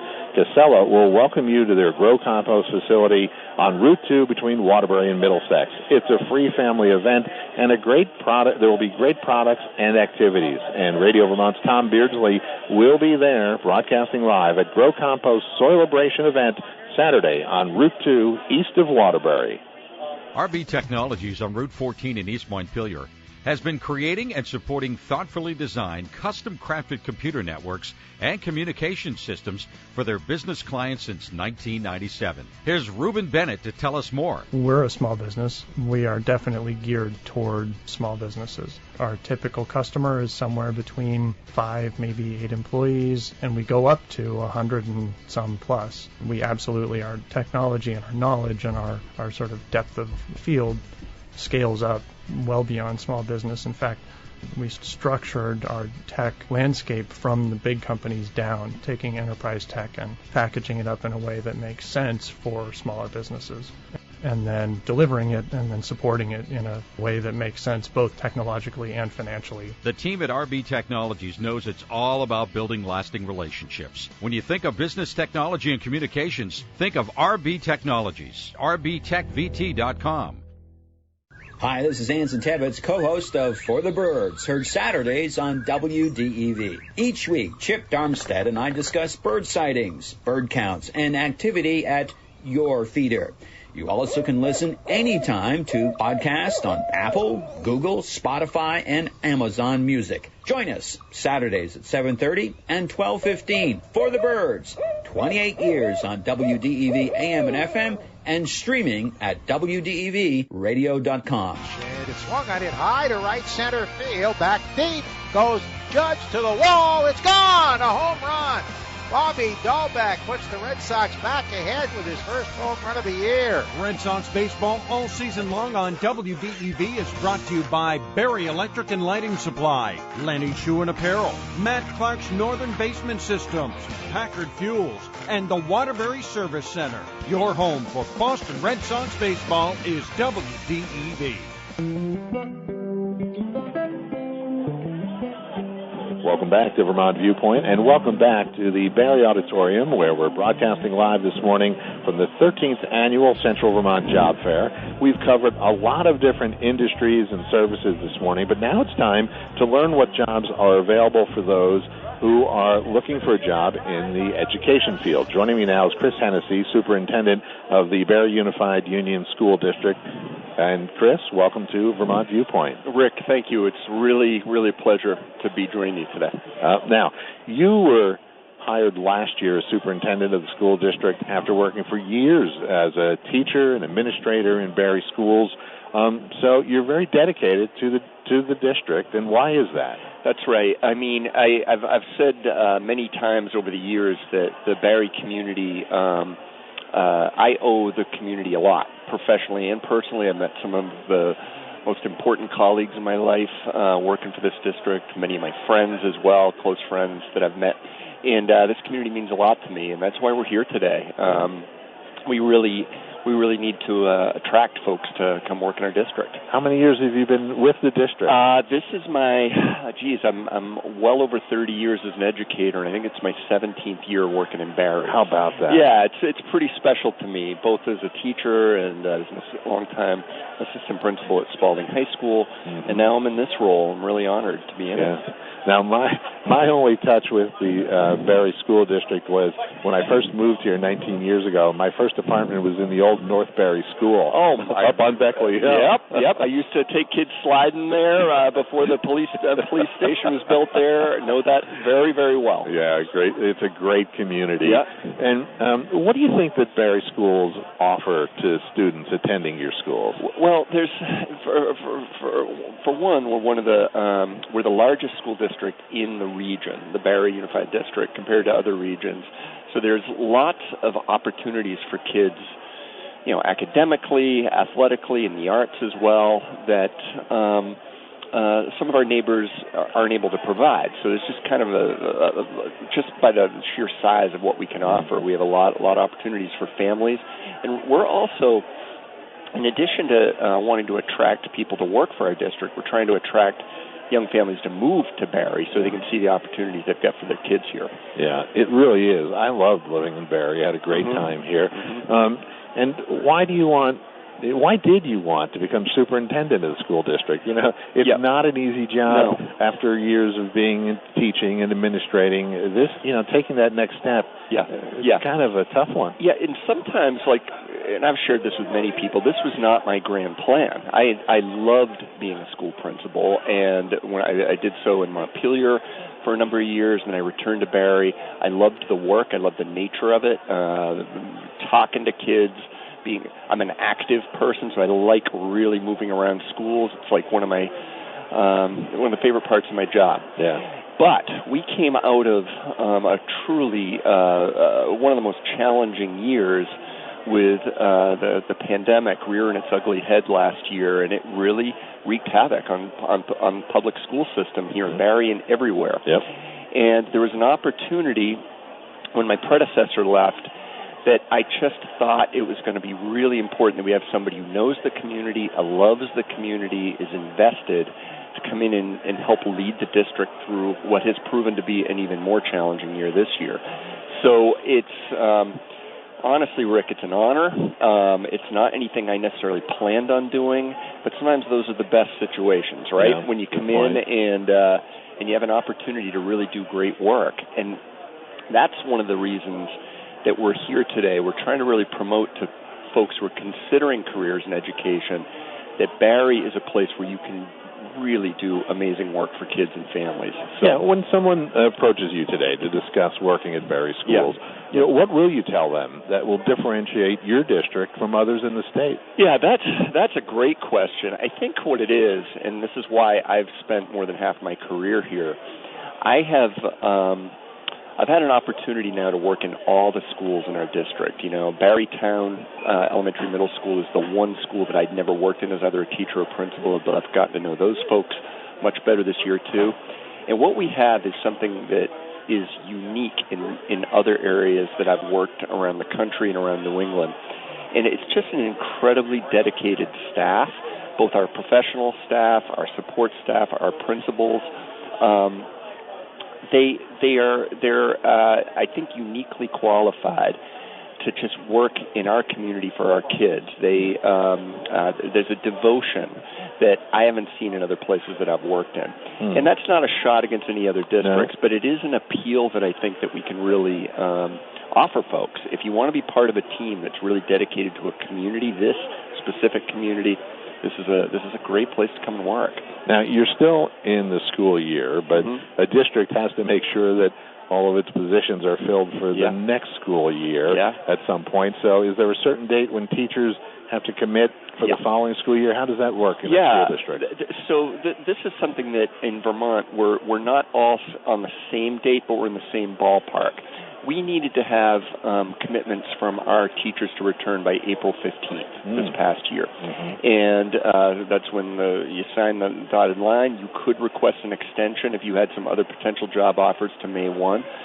But May 1 is getting late in the game. Yeah. And here we are, it's June 1. Right. And right now, Rick, we are still looking at between 30 and 40 professional positions that are open in our district right now. Wow. And proportionately, that's about where a lot of districts are. It's just that ours is that much bigger, at least by Vermont standards. We have a lot more openings. Yeah. So it being June 1, and we're down that many positions, is an area of real concern for us. And because school starts in less than 3 months. Well, we're not even finished yet. So these are essential positions that in talking to my colleagues around the state, as I said, we're not unique in any way. There are folks really struggling with this stuff, but those numbers are alarming to us, and we're putting it out there. We want you to come work for us. But for those in education, there are opportunities. That's the great thing. I said to somebody earlier, boy, it would be great to be graduating from high school or college right now. Oh, my God. I met this morning, Rick, virtually with a young woman from Rhode Island who is just finishing at the University of Rhode Island. She's 22 years old, and she got her first gig as a second-grade teacher at Barre Town Elementary School. I met with her. She's excited, and I explained to her that and I've met a lot of these kiddos, some of whom can't buy beer yet, are getting their first teacher gigs, and I've explained to these young people that when I was just starting out as a young history teacher in the late 1980s, I was applying with 200-300 other people. That is just not the case now. There are huge opportunities for people coming right out of college or older folks who are considering career changes to get started in education right now that are unlike anybody's ever seen. So it's huge opportunities for folks. I do want to ask you something you touched on earlier, and this will be the last question. But how difficult has it been on school employees through these past couple of years of, the various virtual and in-person shifts? Yep. This has been, last year was incredibly challenging. We spent a good chunk of time with kids out of school, in-person instruction. We had to pivot super quickly to the so-called virtual learning. Let me just be clear that was, though for some kids it worked, for the majority it did not. And it took quite a toll on many children nationally, not just here, obviously. This year, what's been the much bigger challenge has been the fact that we are down so many staff, support staff primarily of unfilled positions. So people have just had to really step up and do multiple job responsibilities throughout the day.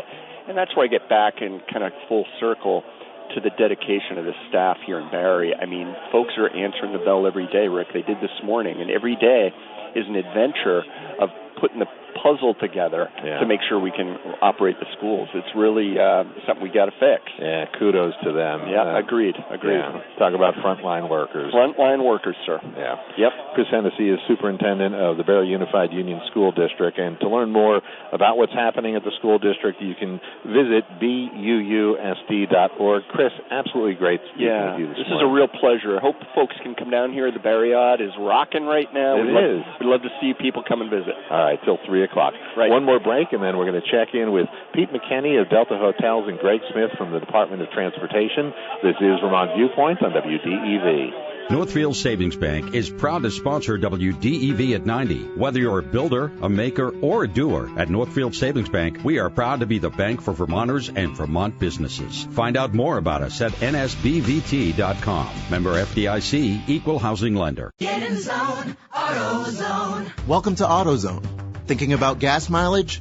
Quality oil like Mobil 1 Full Synthetic can help you get more out of every mile. Got an older vehicle? Try Mobil 1 Full Synthetic High Mileage. Right now, you can get 5 quarts with an STP Extended Life oil filter for only $37.99. Get what you need for better fuel efficiency at any of our 6,000 stores or on AutoZone.com. Get in zone, AutoZone. Restrictions apply. Heard my little sis is buying a car. You'll need my secret guide. Gross, no way. I already used Capital One Auto Navigator. I bet your credit score wasn't impacted at all, so I got my real rate and monthly payment, had an amazing test drive at the dealership, and made the purchase. Taking the easy way out. That's so you. Still not getting it. That's so you. Capital One. What's in your wallet? Terms and conditions apply. Find out more at CapitalOne.com/AutoNavigator. Ever since opening their doors in 1973, Vantage Press has been proud to be part of Burlington's Old North End community. A lot has changed since then, but even with updated technology, they still like giving that small-town personal touch that they're known for. They're printing everything but money, VantageVermont.com, and Vantage Press on North Street in Burlington is excited to let you know that they can now create a customizable frame canvas print from photographs. It's a great way to make all those special photos even more memorable. Go to VantageVermont.com to learn more about customizable canvas prints or call 802-863-4998. WDEV is positively thrilled to take part in this year's Central Vermont Humane Society's Walk for the Animals. Join other humans and their furry friends Saturday, June 11th at 9:30 on the State House lawn. From there, we'll parade through Montpelier. Prizes will be awarded for Best Doggy Costume and Best Doggy Trick. Media support for the Walk for the Animals is brought to you in part by Curtis Lumber. There's a Curtis Lumber near you. Find out where at curtislumber.com. Ladder One Grill. Steaks, burgers, brick oven pizzas, calzones, pasta, seafood, and more in downtown Barre. And VDM Law. Vermont attorneys serving the community since 1977. The Central Vermont Humane Society's Walk for the Animals, Saturday, June 11th at 9:30 on the State House lawn. See you there. Just because you're away from your radio or out of our broadcast range doesn't mean you have to miss out. Listen live on the WDEV stream, brought to you by AARP Vermont. WDEV's morning, midday, and afternoon news services, Vermont Viewpoint, and The Brady Farkas Show can all be found on the WDEV stream at WDEVradio.com.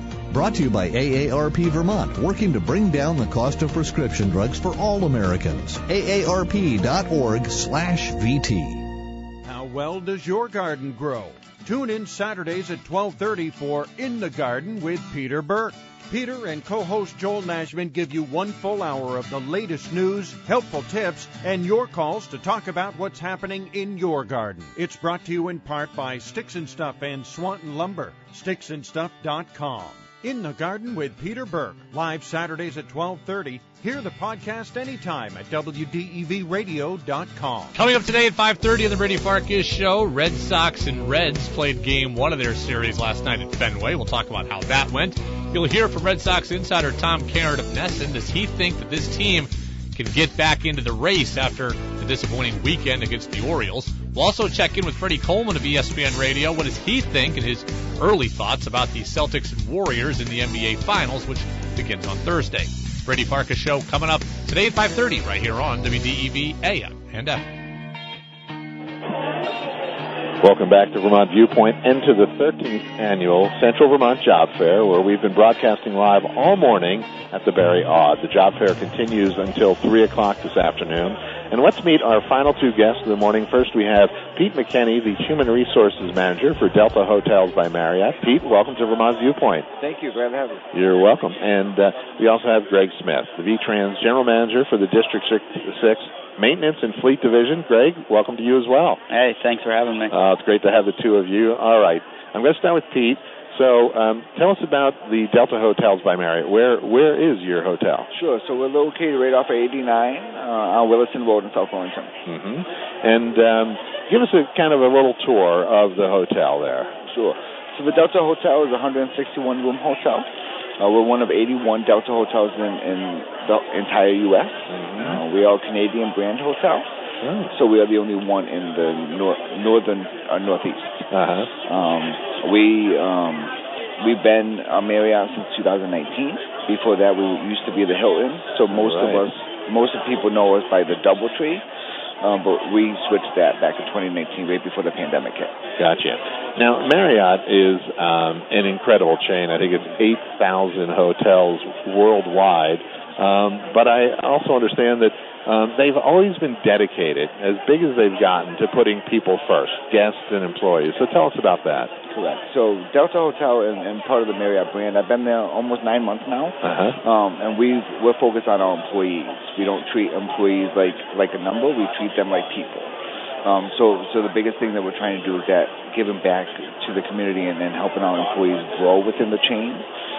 Making sure that they have the opportunities. We don't just look at it as a job, but we look at it as a career path. Mm-hmm.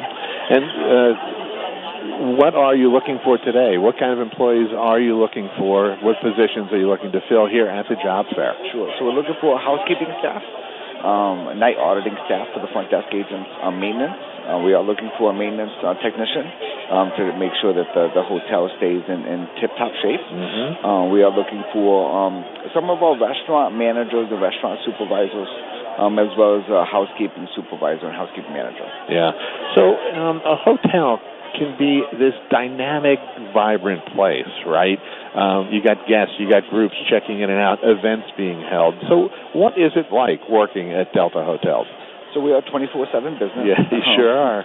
Even though I'm a human resources manager, I don't just look at it as an 8-to-4 job. I look at it as what does the hotel need to succeed, and that is to grow our employee base as well as to help out when we need to. I've run the front desk, I've done maintenance, I've done housekeeping, I've done it all because I'm going to the general manager route.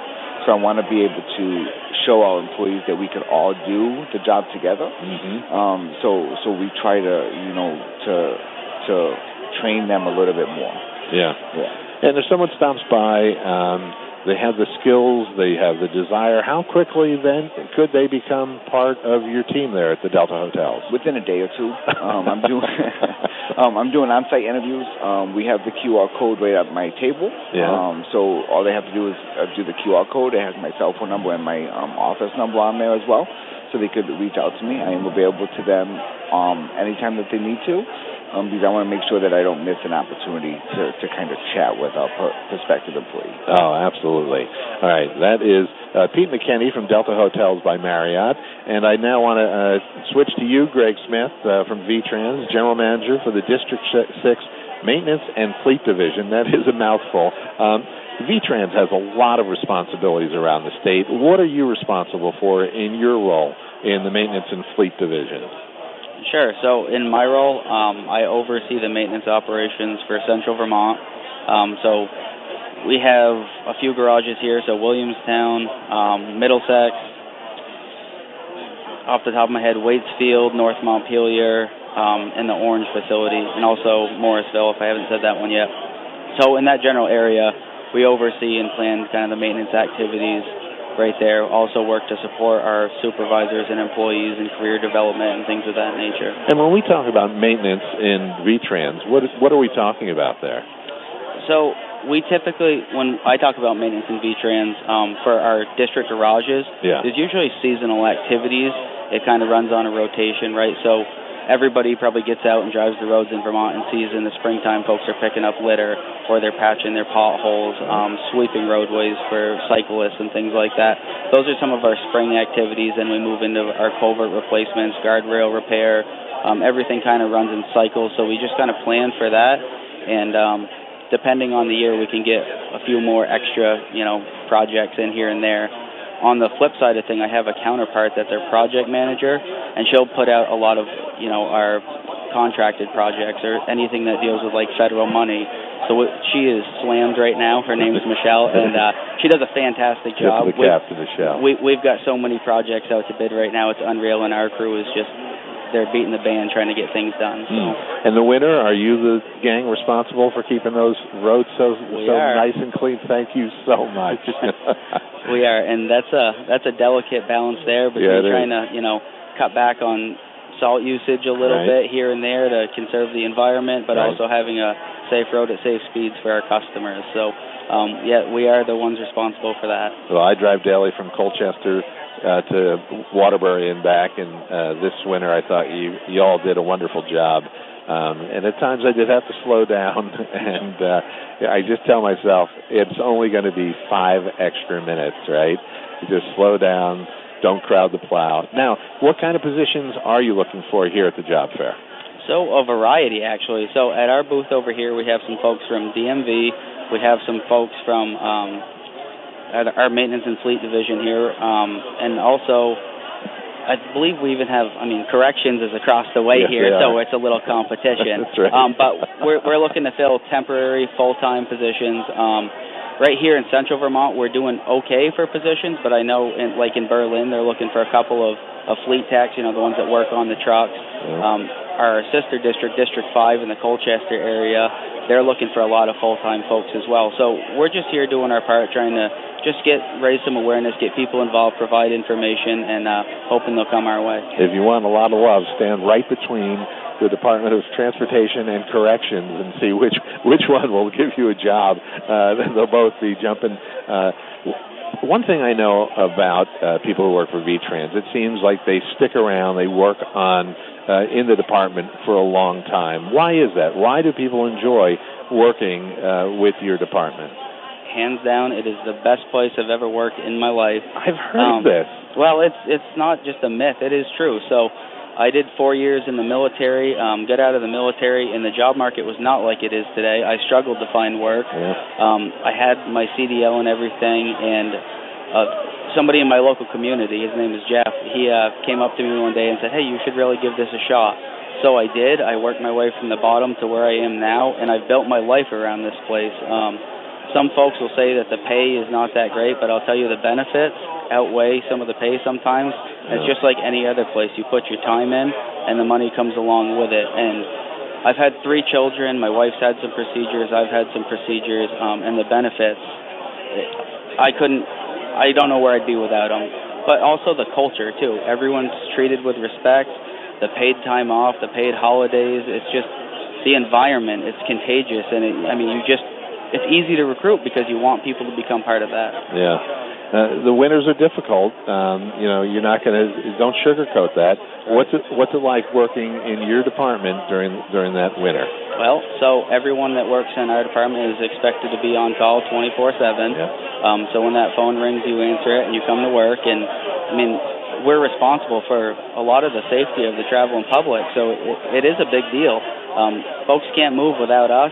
So there is a snow season supplement that folks receive, so it's a little bit of extra bonus pay for being on call for that time frame. And I believe that it starts like December 1st and runs through the end of April or so. And that's like an extra couple $1,000s over that time span to be on call.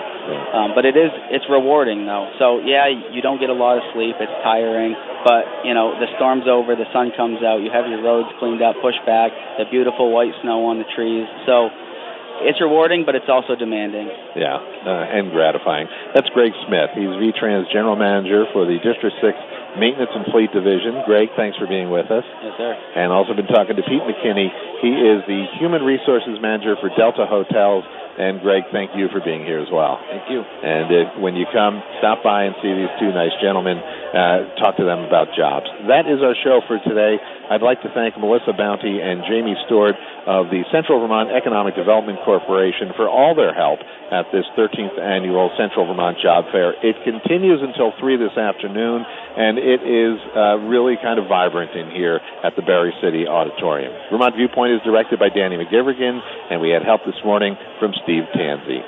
You can listen to past episodes of Vermont Viewpoint by downloading our podcast at WDEVradio.com. Common Sense Radio with Bill Sayre is up next. Tomorrow on the show, I'll speak with author and activist Bill McKibben about his new book, and we'll learn about foster care.